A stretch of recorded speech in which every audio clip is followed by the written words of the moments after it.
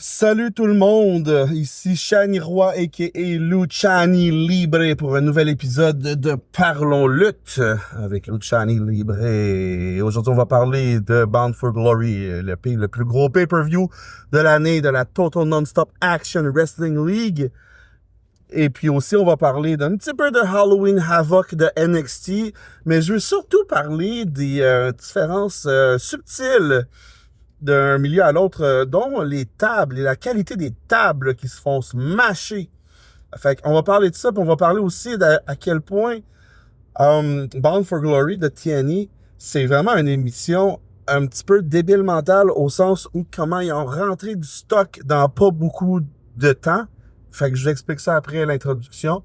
Cause I believe in Joe Hendry.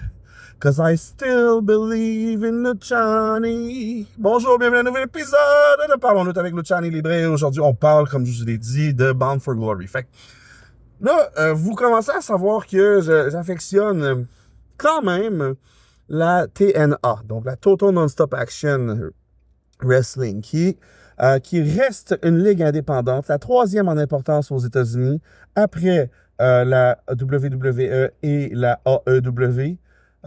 Puis j'ai inclus la NXT dans la WWE. Donc, ensuite, on a d'autres ligues, tu sais, qui sont plus ou moins indépendantes et plus ou moins grosses. On a déjà fait le tour de ça. La TNA collabore avec NXT et un peu avec la WWE, au sens où ils permettent à leurs lutteurs d'aller d'un bord puis d'aller de l'autre. Donc ça peut être intéressant pour ça. Mais pourquoi j'en parle, c'est que le plus gros événement de l'année de la TNA s'appelle Bound for Glory. C'est un pay-per-view. Puis j'ai l'écouté en fin de semaine. Puis pour vrai, encore une fois, qualité de production extraordinaire pour la grosseur d'événement que c'est. Ça se passait à Détroit, dans un amphithéâtre pouvant contenir entre moins de 5000 personnes. OK, on va se le dire comme ça. Puis c'était plein, puis c'était super intéressant. On a, dans cette soirée-là, une soirée remplie, mais jam-packed. D'un côté, j'étais comme un enfant, parce que Seigneur Dieu Tout-Puissant, si t'as pas à choisir entre les Fruit Loops, les Frosted Flakes, puis les Corn Pops, puis que tu peux en voir les trois, holy shit, quel samedi matin, tu comprends?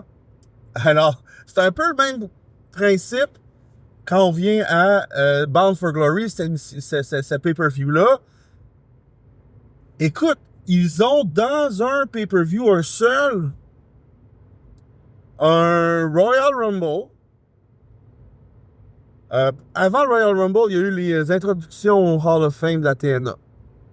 OK, où ils ont introduit un des cofondateurs qui est maintenant décédé. Et qu'ils ont introduit aussi Rhino. Rhino, un des plus grosses têtes d'affiche de la TNA. Encore aujourd'hui, mais en termes aussi de carrière, si on veut. Et Rhino, qui est dans le top 500 mondial des lutteurs, qui est vraiment impressionnant, qui est vraiment beef. Il fait penser un peu au niveau de sa carrure à Bronson un peu, peut-être Otis un peu, mais quand même bâti différemment. Il porte bien son nom de Rhino. Très intéressant. Introduction au Temple de la Renommée. Bien mérité. Génial. Donc, tu as l'introduction au Temple de la Renommée, suivi de Royal Rumble. Mais ils l'appellent pas Royal Rumble, eux autres, parce que c'est un trademark de la WWE. Et donc, c'est le même principe. Des nouveaux lutteurs qui embarquent un après l'autre. On doit les envoyer par-dessus la corde. À l'exception près que les deux derniers qui sont dans le ring, ça devient un match conventionnel où on peut piner la personne 3 secondes à terre. Je pense ne pas me tromper quand je dis que c'est différent de la WWE. Oui, il me semble qu'on doit garocher la personne par-dessus, même le dernier, les deux derniers. Mais bon, si j'ai une correction à apporter, apportez-la. Yes, sir. Alors, il y a ça. Ensuite, il y a eu un match qui s'appelait le Monsters Ball. Fait que là, t'avais comme notre Québécois, qui est un vieux de la vieille, PCO qui combat pour cette promotion-là, ce promoteur-là maintenant. J'ai oublié c'est quoi son nom de Québécois, là, à PCO. Mais faites une recherche sur lui, PCO. Il est aussi dans les 500 top lutteurs mondiaux. Puis là, c'est un match, OK, Monsters Ball, où on s'attendait à ce que ça se frappe allègrement. Donc, là, je récapitule jusqu'à maintenant parce qu'on n'est même pas rendu dans main cards. Ça commence avec l'introduction du Hall of Fame. Ensuite, on enchaîne avec un Royal Rumble. Ensuite, on enchaîne avec un Monsters Ball où c'est comme un combat de monstres un peu avec du gore, puis des affaires à la Mick Foley, puis à la Mankind, puis à tout ça que je vais vous expliquer d'ailleurs après. Ensuite, on commence les combats du Bound for Glory où on a des combats bon pour des ceintures, on va dire. C'est très intéressant. On nous amène à ce que je pensais qui était le pinacle de la soirée, hein, le pinnacle, le climax, où c'était Joe Hendry, le fameux Joe Hendry, contre Nick Nemeth, qui est la tête d'affiche de la TNA. Puis, superbe combat, revirement de situation. On sait pas qui va gagner. On ne sait plus. On pense que oui, on pense que non. Puis finalement, Joe Hendry a perdu. Avant ça, il y a eu le combat de Jordan Grace, que j'ai chanté ses louanges également régulièrement. Il a aussi perdu son combat. Donc là, tout ça se produit. Puis là, tu te dis que c'est fini, c'est sûr, la soirée. Non, Twitch, c'est pas fini. On a un ladder match pour finir. OK, les Hardys qui se battaient dans un ladder match, les frères Hardys, complètement déjantés, comme les ladder matchs peuvent l'être, avec des échelles à gauche, des échelles à droite, puis ah ouais donc. Fait que franchement, là, c'est un melting pot de tout ce qu'il y a de lutte dans une seule soirée. Probablement que, ben tu sais, je sais pas, on verra là, comment ça évolue, mais moi, si j'étais eux, je ferais plus qu'un pay-per-view avec tout ça, mais en même temps, c'est peut-être ça leur manière de faire, puis c'est peut-être pour ça qu'ils sont capables de vendre beaucoup de pay-per-view étant une ligue qui est beaucoup plus petite que les autres. Fait que c'est peut-être une façon d'y parvenir parce que si tu étales tes pay-per-view comme le font la WWE puis que t'es pas assez big, ben là, j'imagine qu'il y a du monde qui vont dire, ouais, ben, là, je paye déjà pour mon abonnement à la WWE, je paye déjà pour les pay-per-view de la WWE, peut-être que je paye pour ceux de la AEW aussi. Fait que, ouais, je vais me permettre un pay-per-view de TNA, mais un. Tu sais, je m'en permettrai pas 4 parce que sinon, la qualité, tu sais, est bonne, mais c'est parce qu'à un moment donné, mon portefeuille est pas sans faute, tu comprends?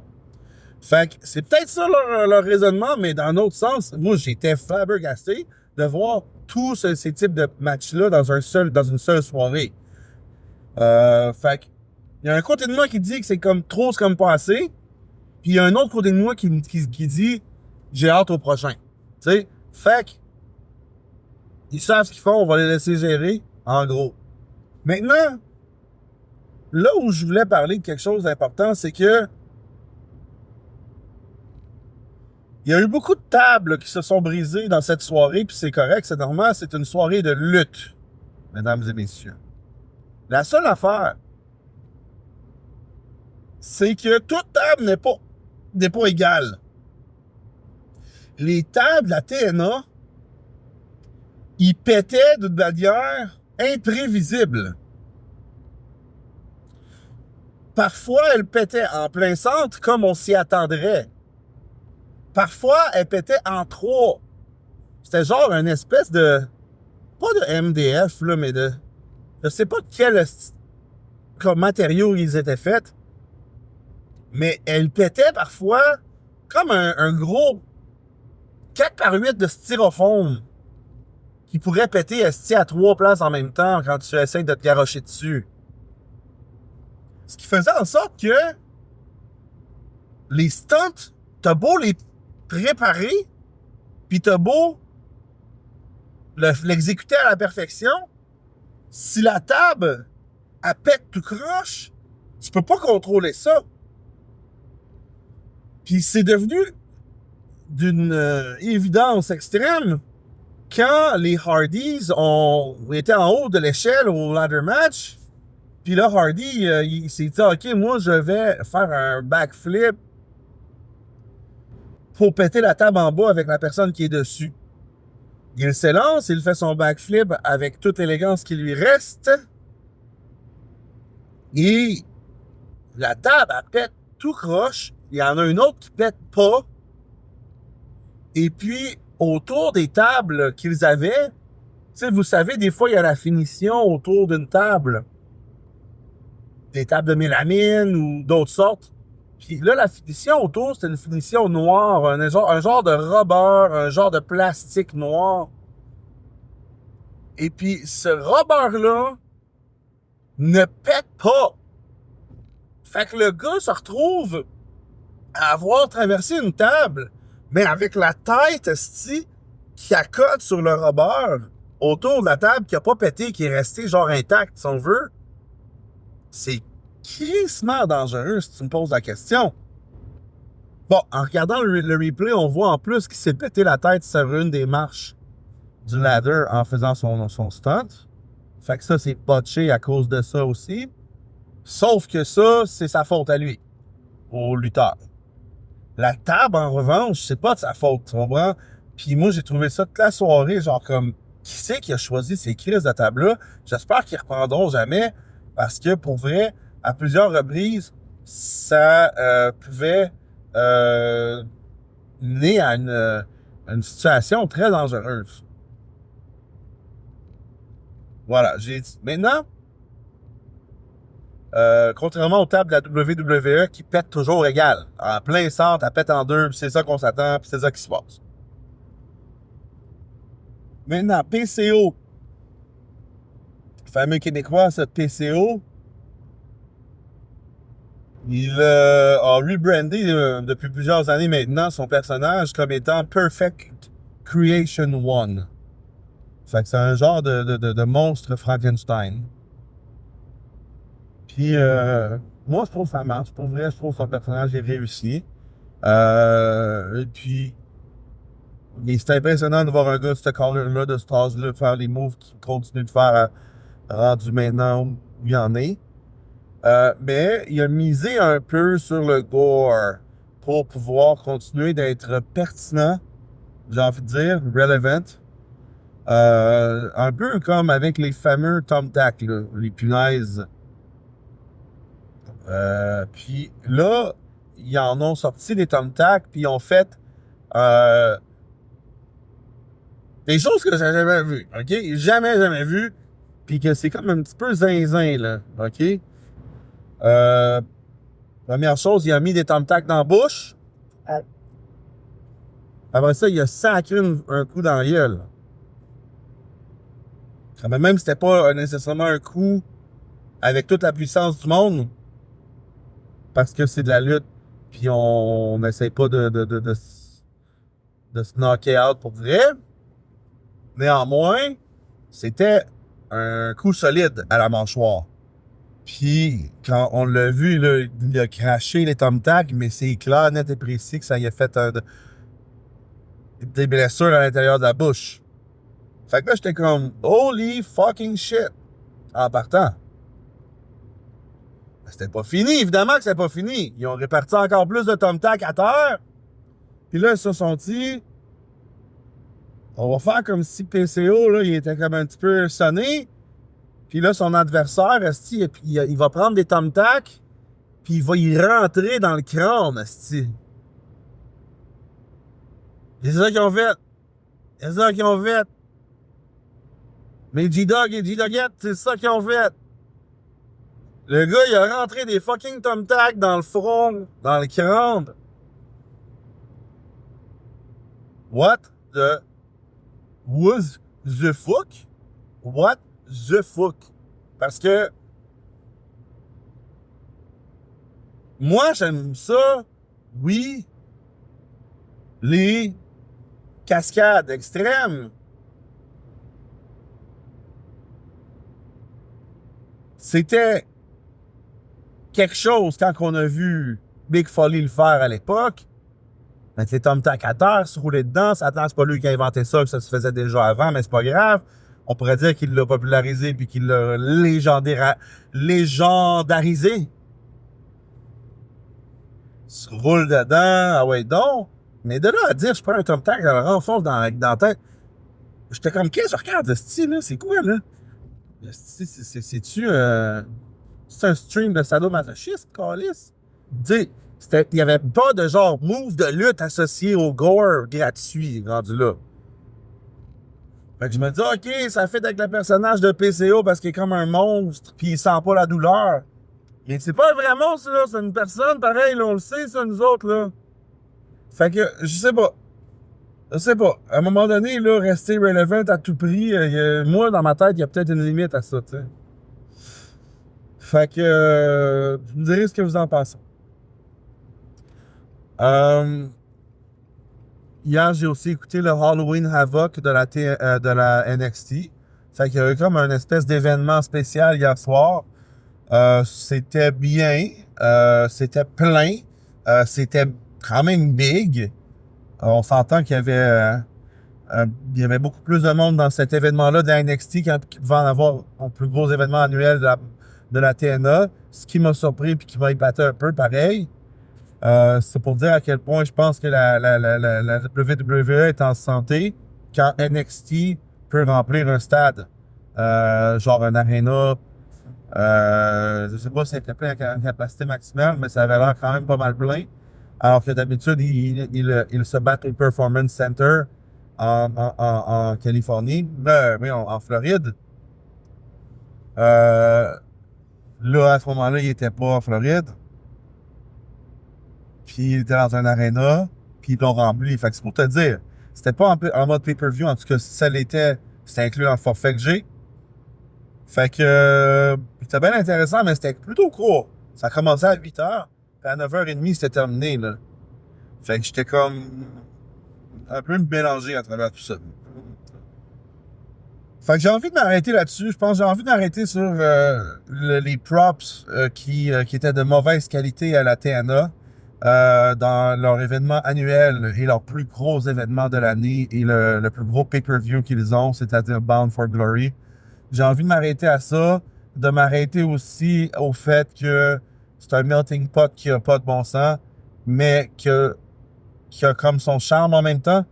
C'est quand la dernière fois que tu as pu voir un Royal Rumble, un Monsters match, un ladder match et les main events pour les ceintures dans une seule et même soirée.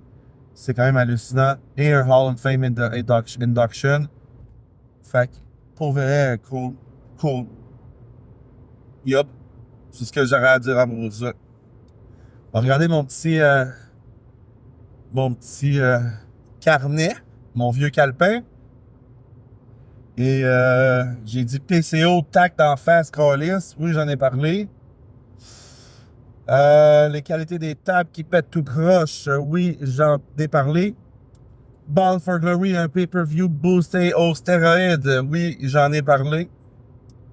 Et peut-être une autre fois aborder Mike Bailey, un lutteur de la TNA qui vient de Montréal et qui est honnêtement hyper entertainant. Son surnom, c'est Speedball.